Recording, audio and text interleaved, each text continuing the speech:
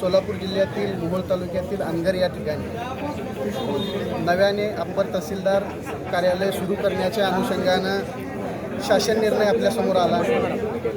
खरं तर त्या अनुषंगानं आपण जर बघायला गेलं तर वकिलांचा त्याच्याशी संबंध हा अप्पर तहसीलदार हे अर्धन्यायिक कामकाज चालवण्यामध्ये आणि अर्धन्यायिक प्रकरणं चालवण्यामध्ये त्यांचा मोठा हातभार असतो। RTS केसेस, रस्ता केसेस त्यांच्याकडे चालतात।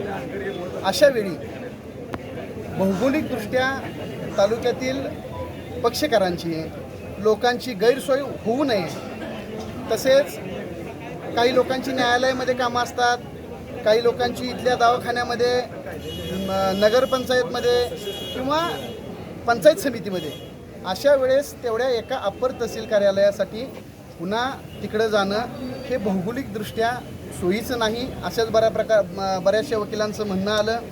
त्या अनुषंगानं मोहोळ विधिज्ञ मंडळाने आज सर्वानुमते, म्हणजे हे सगळे विधिज्ञ मंडळ आज मोहोळ तहसील कार्यालयामध्ये उपस्थित आहेत। त्यामध्ये सत्ताधाऱ्यांनी ते कार्यालय आणलं आहे आणि विरोधक त्याला विरोध करत आहेत, परंतु ह्यांची दोघांचीही राजकीय लढाई वेगळी आहे। वकिलांच्या यामध्ये संबंध एवढाच आहे की आम्हाला न्यायालयीन कामकाज चालवण्याच्या अनुषंगाने हे गैरसोयीचं होतं आहे, पक्षकारांच्या दृष्टीने गैरसोयीचं होतं आहे आणि त्यामुळं अशा प्रकारचं हे भौगोलिकदृष्ट्या आणि प्रशासकीयदृष्ट्या चुकीच्या ठिकाणी असणारं अप्पर तहसील कार्यालय रद्द करावं अशी मागणी विधिज्ञ मंडळ मोहोळ यांच्यातर्फे माननीय तहसीलदार साहेब आणि पुढं महसूल मंत्री, सचिव आणि मुख्यमंत्री यांना निवेदन देण्यासंदर्भात ठराव मंजूर झालेला आहे।